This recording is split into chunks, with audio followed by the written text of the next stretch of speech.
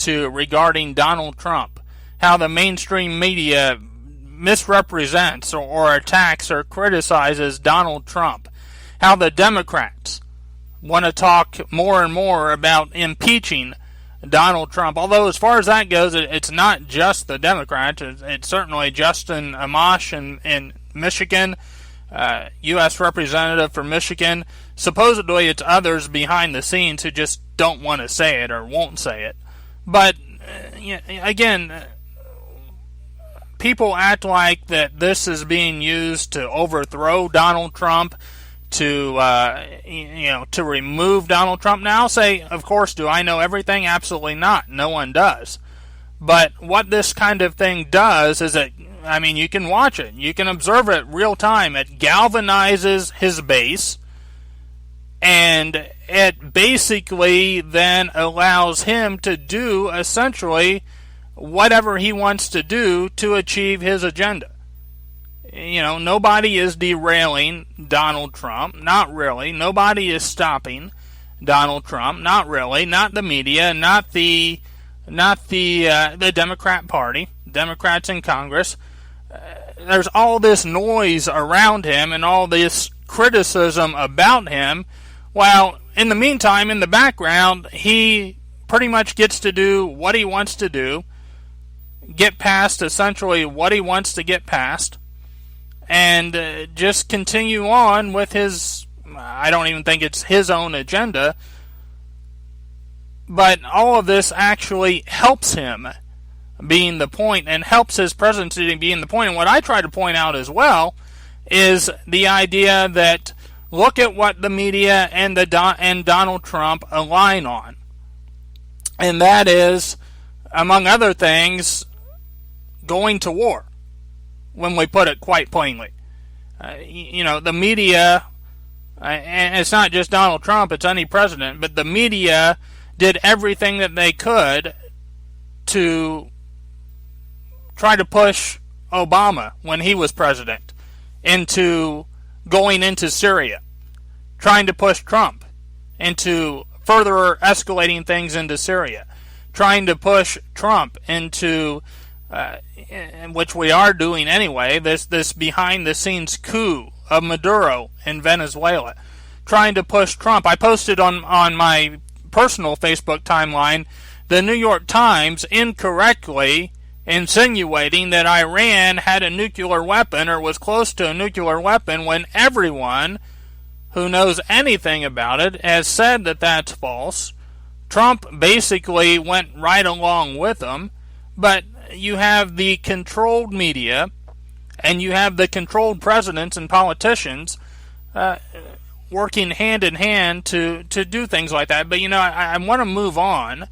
That just speaks a little bit to politics, but I want to move on because one of the things that I believe is very, very vital, regardless, and again, I say, I've tried to remove myself from, even as I'm talking about this here, from these political discussions and debates, and I have for the most part, or at least really cut back.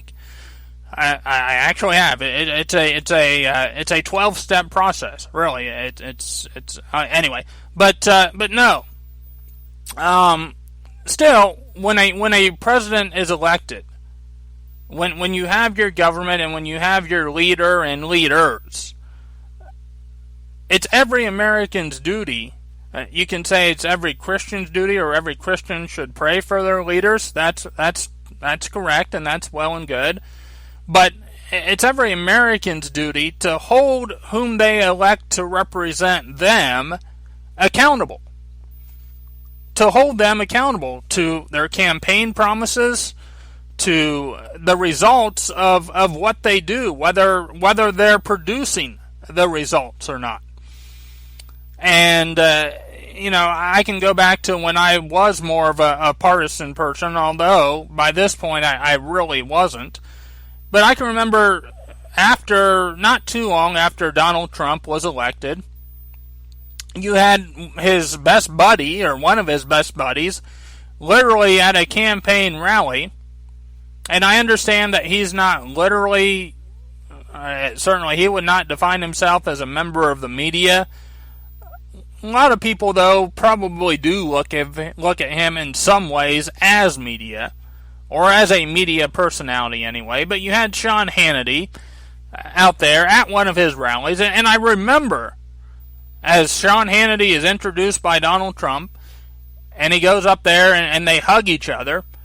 And I remember to this day, and so I guess I'll remember it for a good while, Sean Hannity saying regarding this president, the main thing, and I'm paraphrasing this part of it, but with this president, it's promises made, promises kept.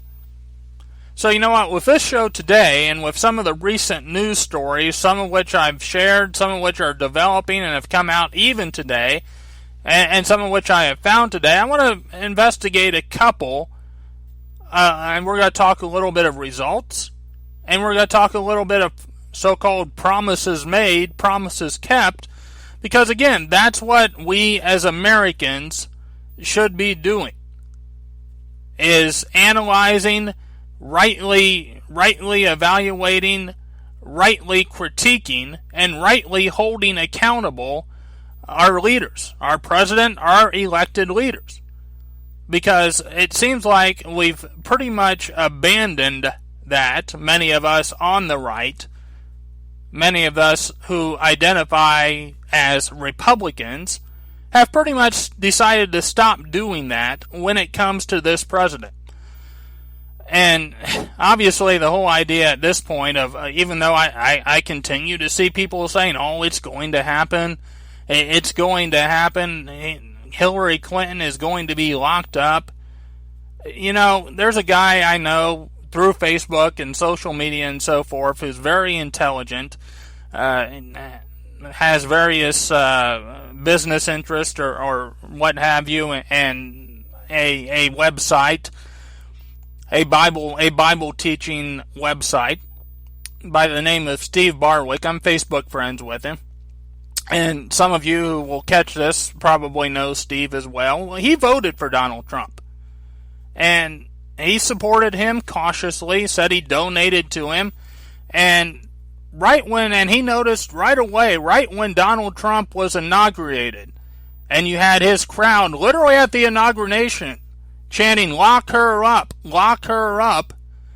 And Trump smiles, smirks a little bit, and says, no, Hillary has worked long and hard out of service to this country, and we owe her a debt of gratitude.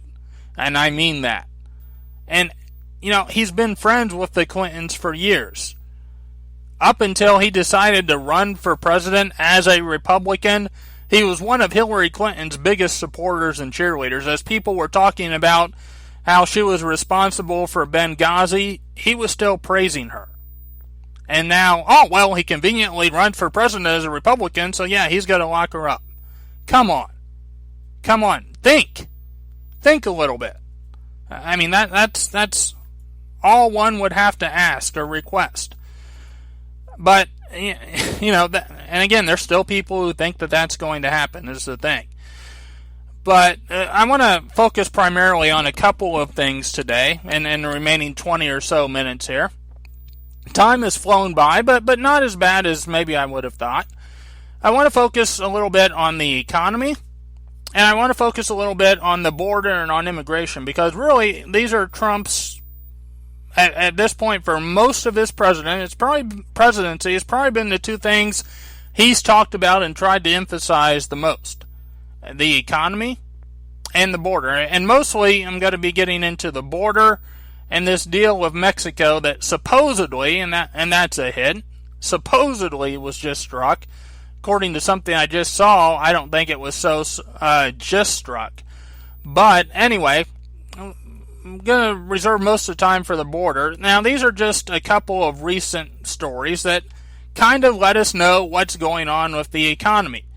And you know, you look at the economy, you look at the unemployment rate, and you look at the jobs numbers that come out month to month, and people look and they're like, wow, look at the unemployment rate. Look at the jobs numbers. This economy is booming. What's amazing, and again, this goes back to, are we holding this individual accountable? You had good GDP rates at times. under Obama, as we recovered, as it were, from the economic crisis, or the Great Recession as they dubbed it, of 2007, 2008. It took a while, but you started to see unemployment rates that were actually really, really good. And you started to see jobs numbers that were pretty good. And yet, many times, those numbers would come out and we had to go over them with a fine-tooth comb. Oh, but are they full-time jobs? What demographic of people, or what race and ethnicity of people is obtaining these jobs? What sectors of the economy are these jobs? Is this job growth, and are these new jobs? Are they good jobs? Are they stable jobs? Are they temporary? Are they temp jobs through temporary service? What are they? And again, that's fine to analyze it like that. But guess what? With this president, it's like, oh, good jobs numbers. He's doing great. Make America great again. Well, this came out from CNBC. And you have, these are not the government numbers. Now, I heard actually on the news today, I believe the official, which they always change these, is the thing too. And, Trump, during his campaign, talked about shadowstats.com, the owner of that website domain, who would say that the real unemployment number that the government should be using was 20-something%. If you go to that website to this day under Donald Trump, he still says the real unemployment number is 20-something%. The labor participation rate is basically the same, if I'm not mistaken. The number of people who are not working has indeed, the number of Americans not in the labor force who are of working age has indeed gone up, even since Trump has taken office. Again, if I'm not mistaken, and I don't believe that I am. But we had a horrible month of May. Now this, like I said, the government numbers I heard were 75,000 new jobs for the month of May. That's from the Department of Labor, and that's not good. But the Moody's and ADP numbers for the month of May from CNBC, private payrolls up just 27,000 in May. Job growth screeches to a near halt in May, with private payrolls up to just 27,000. The estimates were 173,000.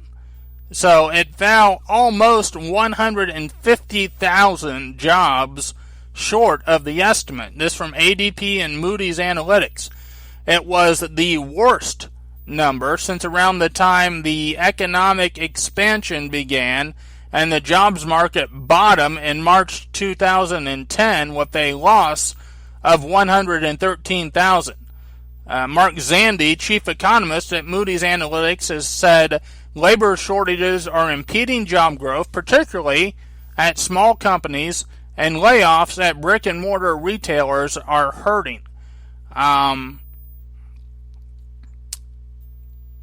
The most damage came at companies with fewer than 50 employees, which reported a loss of 52,000 jobs for the month of May, and in the goods-producing sector, which saw a decline of 43,000 jobs.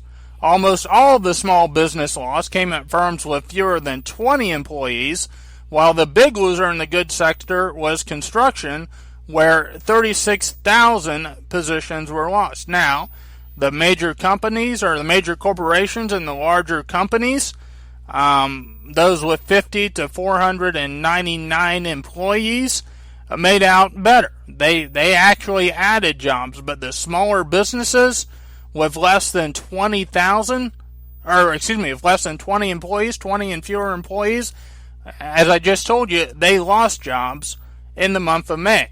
And again, these are the worst numbers that we have seen in 9 years. Now, I also have this from Dan from Squirrel Hill. I have this guy kind of came to prominence or came to my attention when he published a list of all the different broken promises and lies of Barack Obama. But Dan from Squirrel Hill, now it's from the finance page or finance